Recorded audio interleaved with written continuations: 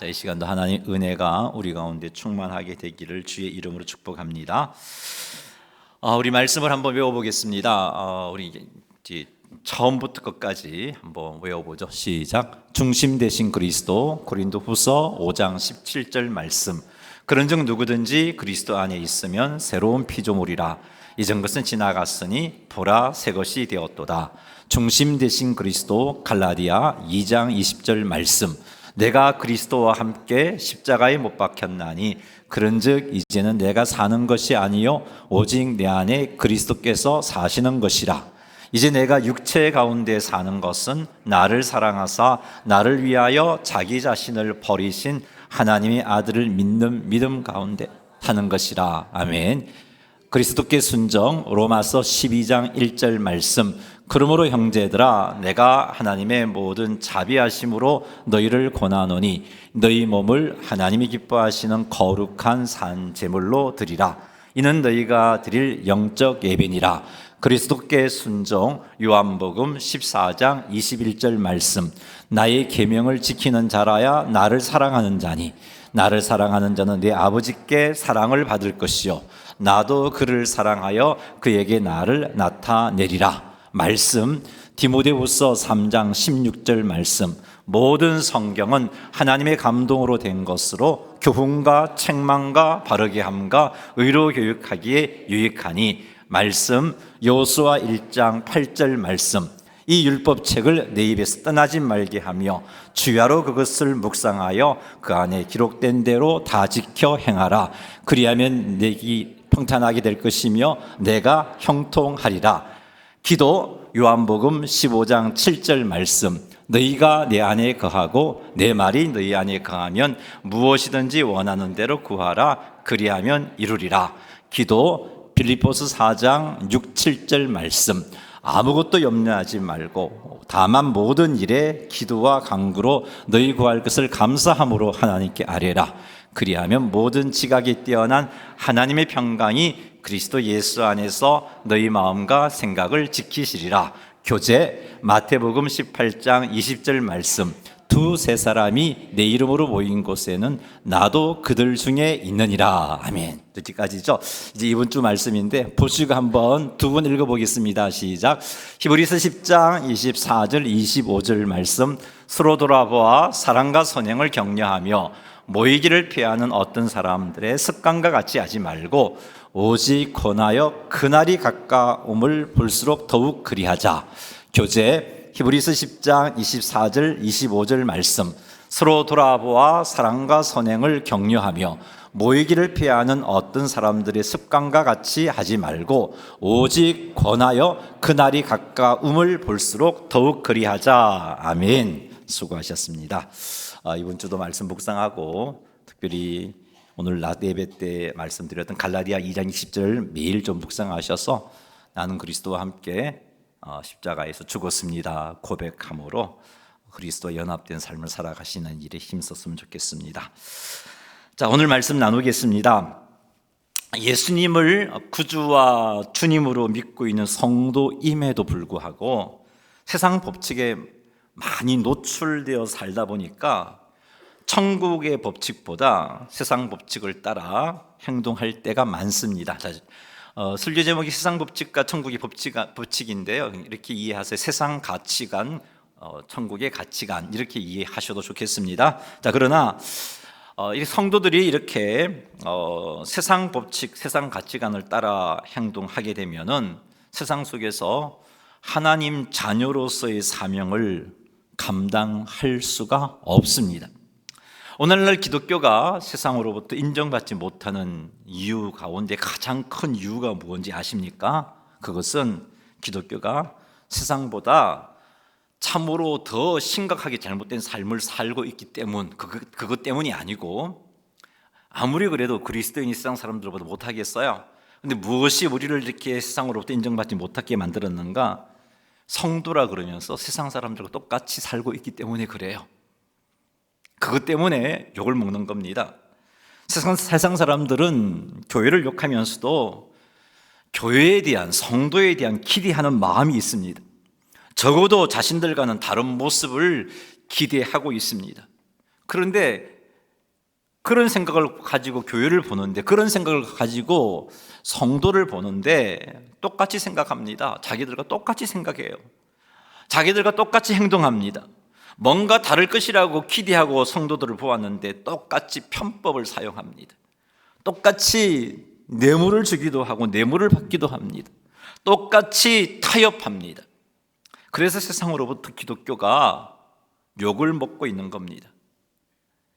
성도들이 세상으로부터 구별된 삶을 살 때 세상은 성도들을 인정해 주었습니다.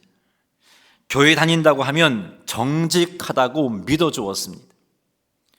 조금만 달랐을 뿐인데 그들이 하는 말이 역시 교회 다니기 때문에 그렇다라면서 그렇게 인정해 주었습니다. 하나님께서는 세상 속에서 성도들이 이렇게 살기를 원하십니다. 세상과 다른 우리의 삶을 통해서 세상 사람들에게 하나님을 보여주는 삶, 그런 삶을 원하십니다. 그래서 하나님께서는 하나님 자녀들에게 거룩하라고 하신 거예요. 출애굽시킨 이스라엘 백성들에게 시내 산에 모아두고 그들에게 율법을 주시면서 그들에게 요구하신 것이 내가 거룩하니 너희도 거룩하라 하신 겁니다. 오늘 본문을 보면 예수님의 제자들이 세상 법칙을 따라 행동하는 모습이 나옵니다. 이런 제자들의 모습을 예수님께서 바로 잡아주십니다. 오늘 이 말씀을 통해서 우리에게 있는 세상 가치관을 따르고 있는 것이 어떤 것인지 깨닫게 되기를 바랍니다. 그리고 세상 법칙, 세상 가치관을 따르는 것을 멈추고 대신 천국 법칙을 따라 살아가는 성도님들이 다 되시기를 주님의 이름으로 축원합니다. 33절 34절 말씀 같이 한번 읽어보겠습니다. 가브나움에 이르러 집에 계실새 제자들에게 물으시되 너희가 길에서 서로 토론한 것이 무엇이냐 하시되 그들이 잠잠하니 이는 길에서 서로 누가 크냐 하고 쟁론하였음이라. 아멘. 예수님께서 가브나움에 오시기 전의 행적을 좀 정리를 해보면요, 이런 사건이 있었습니다. 9장 2절부터 쭉 읽어보면 변화산에서 예수님께서 베드로와 야고보와 요한과 함께 놀라운 영적인 체험을 제자들에게 시켜주셨습니다. 그리고 변화산에서 내려와서 밑에서 귀신 들린 아이를 고치지 못하는 제자들이 참 어려움을 당하고 있었는데 그곳에서 우리 예수님은 귀신 들린 아이를 고쳐주셨습니다. 그리고 그런 제자들과 함께 이제 갈릴리로 오셨습니다. 갈릴리에 오셔서 제자들에게 예수님의 죽음과 부활에 대해서 두 번째로 가르쳐 주셨습니다.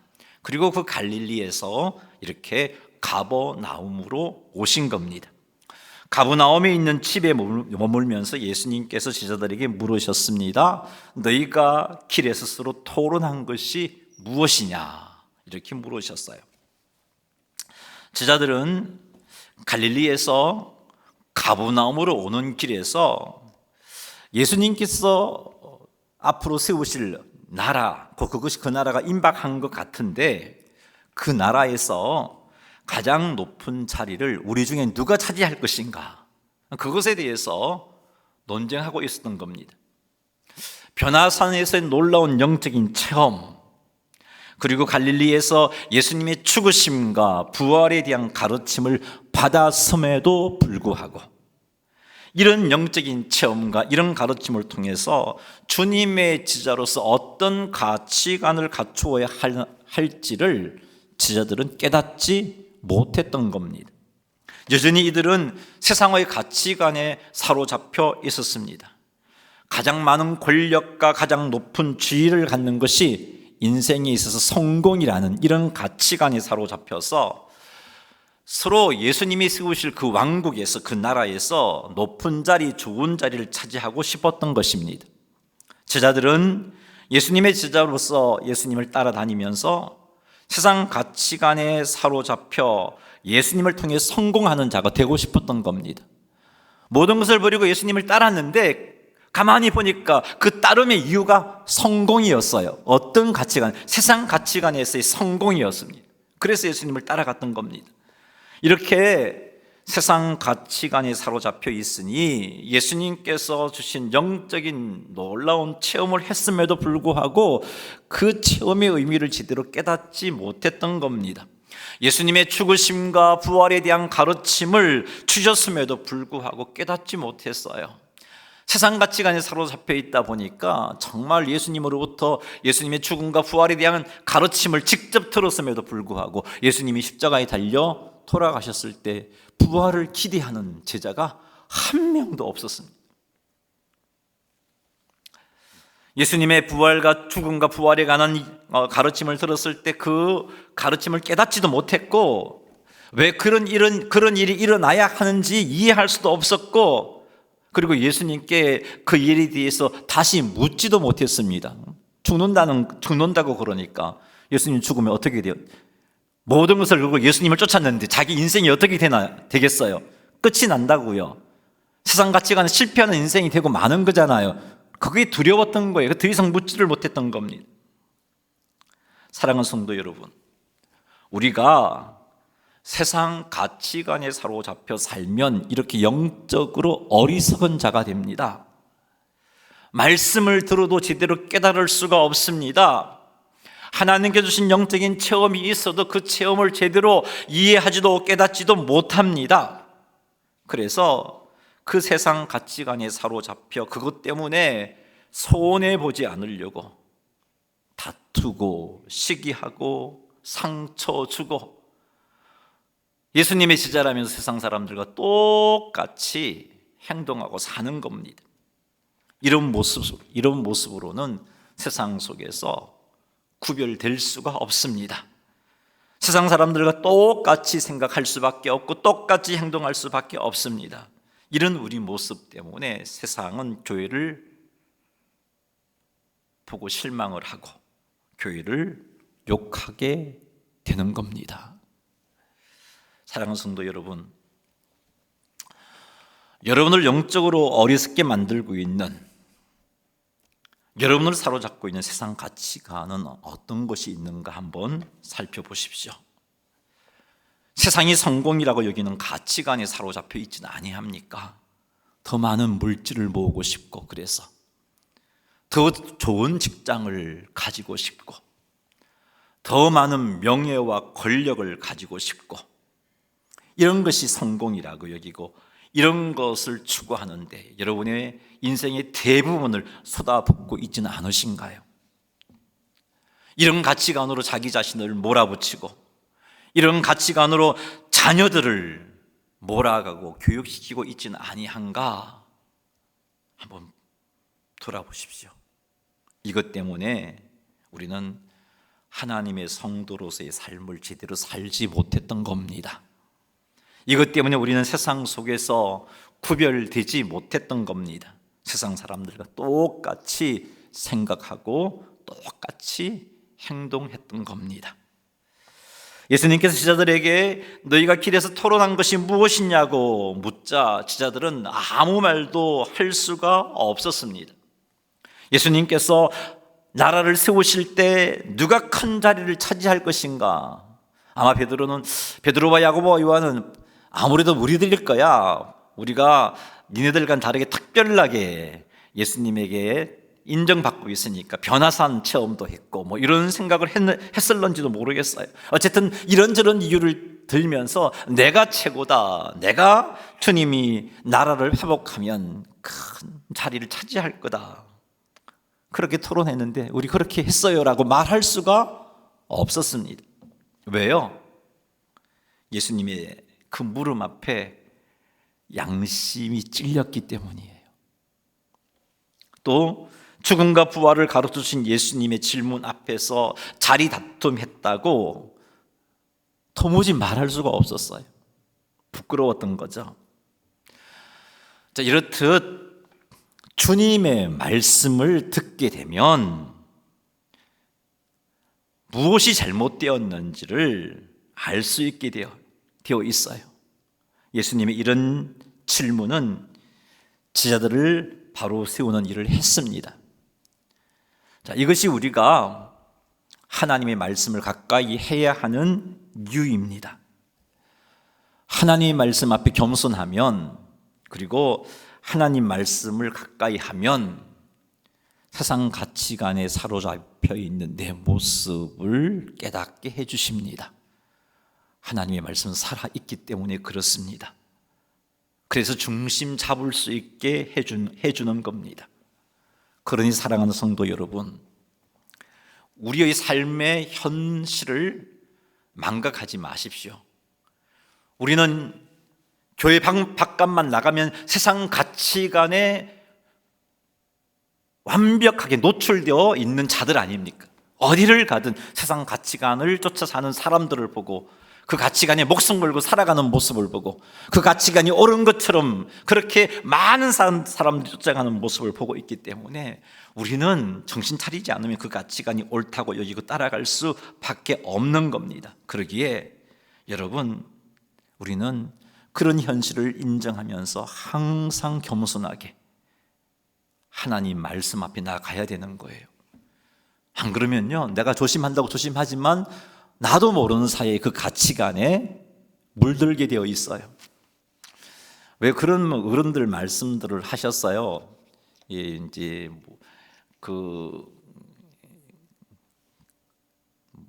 그런 게 있어요. 연탄 공장에 가서 아무리 조심해도, 그죠? 조심하고 나왔는데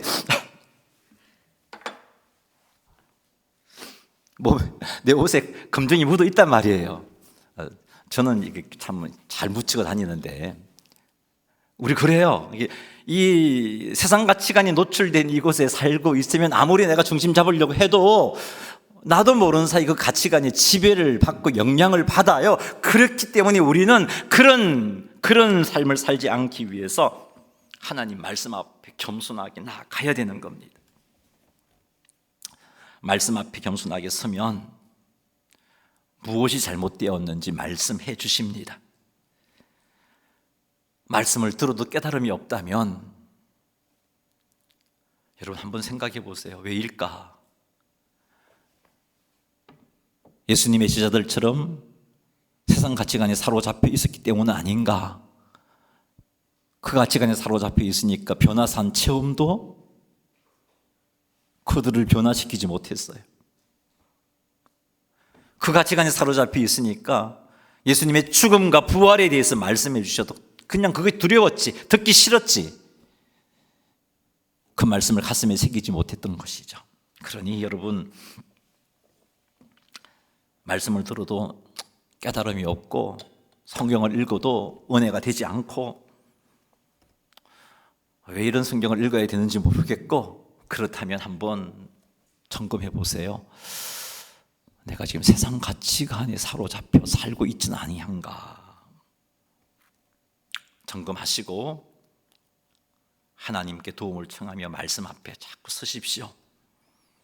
영적으로 나를 어리석게 만드는 세상 가치관을, 내게 나를 주장하고 있는 그 가치관을 발견하고 내려놓을 수 있도록 주의 도우심을 구하고 말씀 앞에서 그것을 발견하고 내려놓고 천국 가치관으로 무장하시는 성도님 되시기를 주님의 이름으로 축원합니다. 예수님께서 제자들에게 길에서 무엇을 토론했느냐라고 물으신 것은 제자들이 무엇을 토론했는지 모르셨기 때문이 아니에요. 자기들끼리 이야기하고 있는데 무슨 토론을 저렇게 일대기 했지? 좀 궁금하셔갖고 그렇게 물으신 것이 아니에요. 우리 예수님은 하나님이신데 무슨 이야기를 했는지 왜 모르시겠어요? 제자들에게 이렇게 질문하신 것은 제자들의 잘못된 가치관을 바로잡고 천국의 가치관을 가르쳐 주시기 위해서였습니다. 예수님의 질문에 아무 말도 하지 못하는 제자들에게 예수님께서는 35절과 같은 말씀을 해 주십니다. 한번 읽어볼까요? 예수께서 앉으사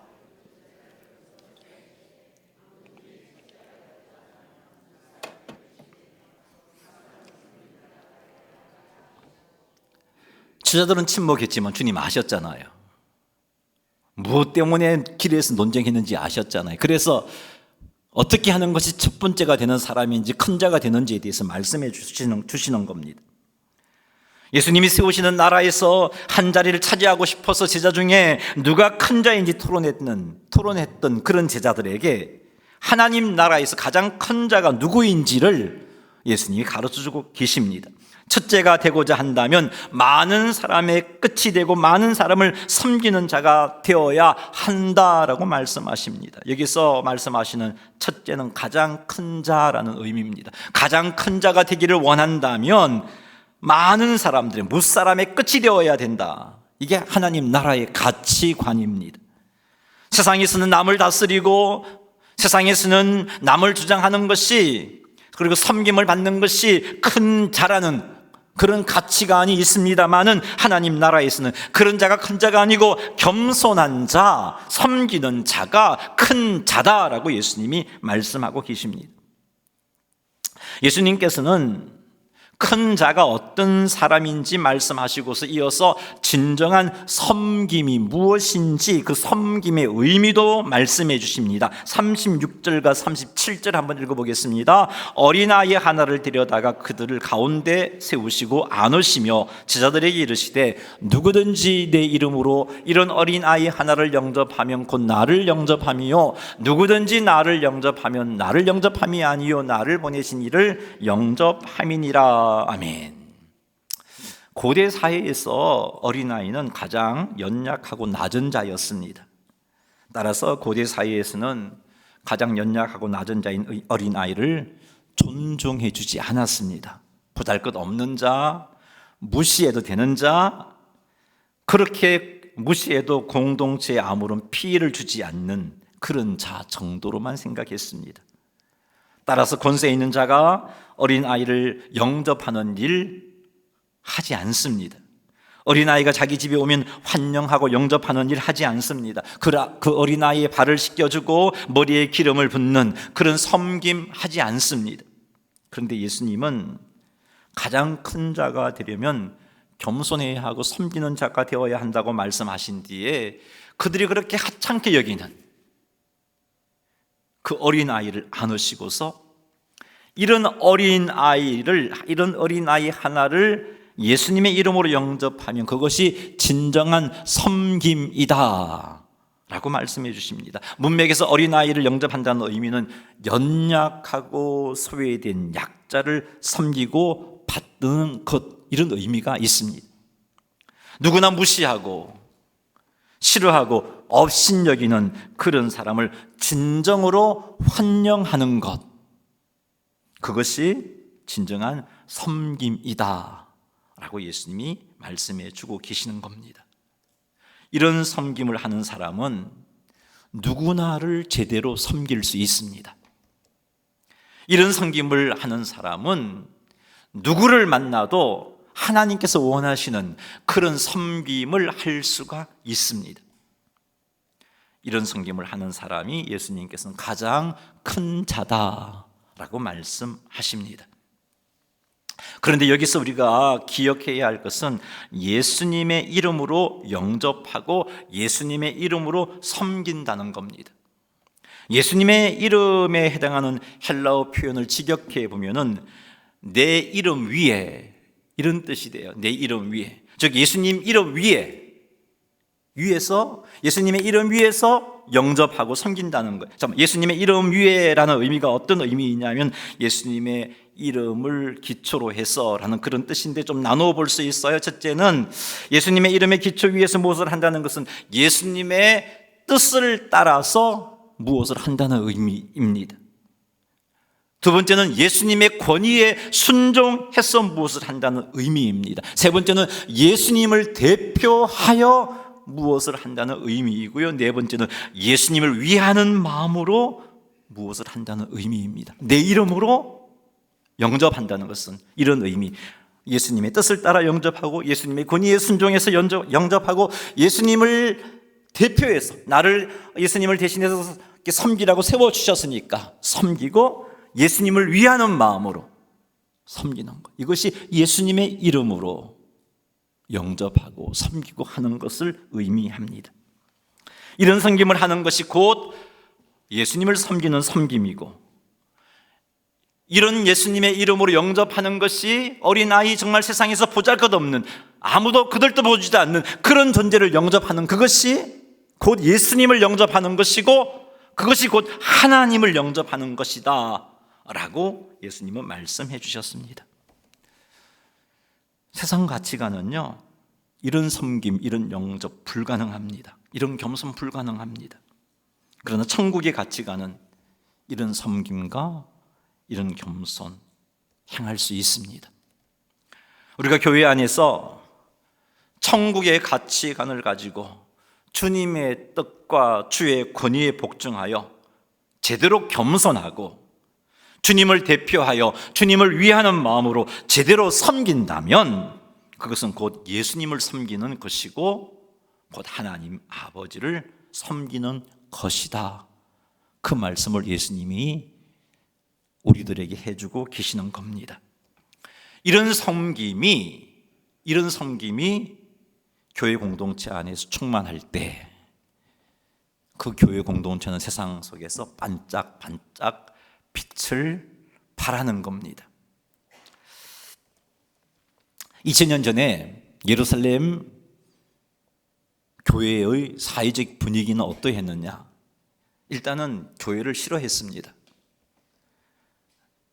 그 대표적인 사건이 바울이 스데반을 돌로 쳐 죽이는 일에 앞장선 사건이잖아요. 교회를 잔멸하려고 했어요. 그런데 그런 사회적인 분위기 속에서 그 예루살렘 초대 교회가 예수님의 이름으로 섬기는 섬김이 있다 보니까 교회 바깥 사람들이 마음으로 미워했지만 자기들과 다른 그런 모습 때문에 교회를 통해서 하나님의 사랑을 보았던 겁니다. 그래서 믿는 자들의 수가 점점 더하여지는 역사가 일어났던 겁니다.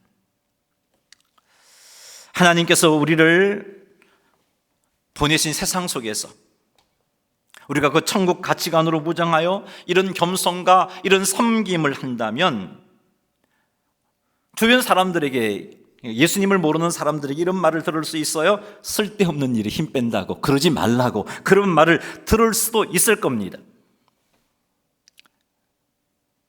그리고 여러분들이 그런 자세로 이런 천국의 가치관으로 하나님이 보내어 주신 삶의 현장, 이제 내일부터 그렇게 살아가야 되는 그곳에서 이런 천국 가치관을 가지고 살다 보면 이용당할 수도 있어요.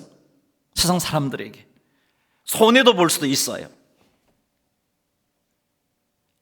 하지만 이것이 하나님을 섬기는 것임을 아는 성도는, 이것이 천국의 가치관이라는 사실을 아는 성도는 그럼에도 불구하고 지속하여 섬김을 할 수 있습니다. 이런 섬김이 곧 하나님의 뜻과 권위에 순종하는 섬김이고, 이런 섬김이 하나님을 대표해서 내가 그곳에서 하나님이 해야 할 일을 하고 있는 것이고, 이런 섬김이 하나님을 위한 것임을 알기 때문입니다. 그래서 할 수 있어요. 그래서 이렇게 치이고 저렇게 이용당해도 지속하여 겸손할 수 있고 지속하여 섬길 수 있는 겁니다. 그런 삶이 지속되면 세상은 우리를 보고 예수 믿는 사람이라서 저런가 보다, 그런 말을 하게 됩니다. 겉으로는 우리의 행동에 대해서 조롱하는 말을 할는지 몰라도 속으로는 천국 가치관을 따라 행동하는 우리를 인정하게 됩니다. 이런 우리의 행동이 바로 하나님을 영화롭게 하는 겁니다. 이런 우리의 행동이 하나님 나라를 확장시킵니다. 이런 우리의 행동이 세상 속에서 빛이 되고 소금이 되는 것입니다. 이런 우리의 행동이 경건입니다. 이런 우리의 행동이 능력이 되는 것입니다. 세상 가치관은 결코 하나님 나라의 가치관과 공존할 수 없는 것입니다. 세상 가치관은 성도들을 영적으로 어리석게 만드는 것입니다. 하지만 하나님 나라의 가치관은 성도들을 성도답게 살도록 해줍니다. 그러니 우리의 삶을 살펴서 세상 가치관이 지배하는 영역이 있다면 이제는 그 세상 가치관을 포기합시다. 이를 위해서 하나님의 말씀을 가까이 하시고, 겸손하게 가까이 하시고, 말씀을 가까이 하는 중에 우리의 잘못이 깨달아진다면, 말씀을 가까이 하는 중에 하나님 나라의 가치관을 깨닫게 된다면, 하나님 나라의 가치관을 따라 행하시는 성도님들이 다 되시기를 주님의 이름으로 축원합니다. 오늘 말씀에 의하면 하나님의 자녀들은 무사람의 끝이 되며 무사람을 섬겨야 합니다. 이런 삶을 사는 자가 큰 자입니다. 이것이 바로 하나님 나라의 가치관입니다. 그리고 예수님의 이름 위에서 가장 연약한 사람을 섬겨야 한다는 겁니다. 이것이 하나님을 섬기는 것이고 이것이 하나님 나라의 가치관입니다. 그러니 사랑하는 성도 여러분, 예수님의 뜻과 권위에 순종해서 교회 안에서 혹은 여러분의 삶의 현장 속에서 참으로 연약한 자, 많은 사람들에게 치이고 무시당하는 자에 대해서도 사랑해주고 섬기는 삶을 사시기 바랍니다.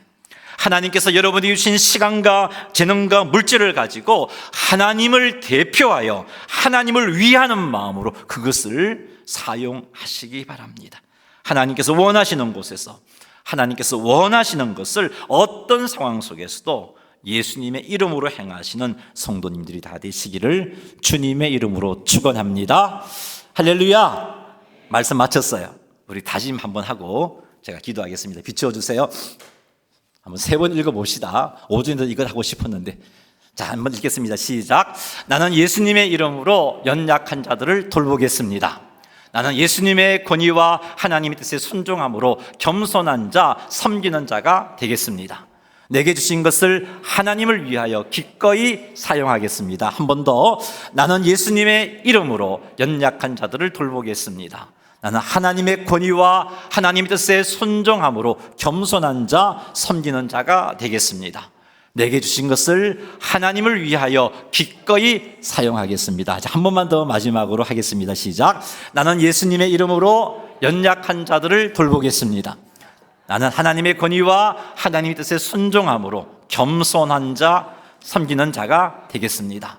내게 주신 것을 하나님을 위하여 기꺼이 사용하겠습니다. 아멘. 우리 다짐 가지고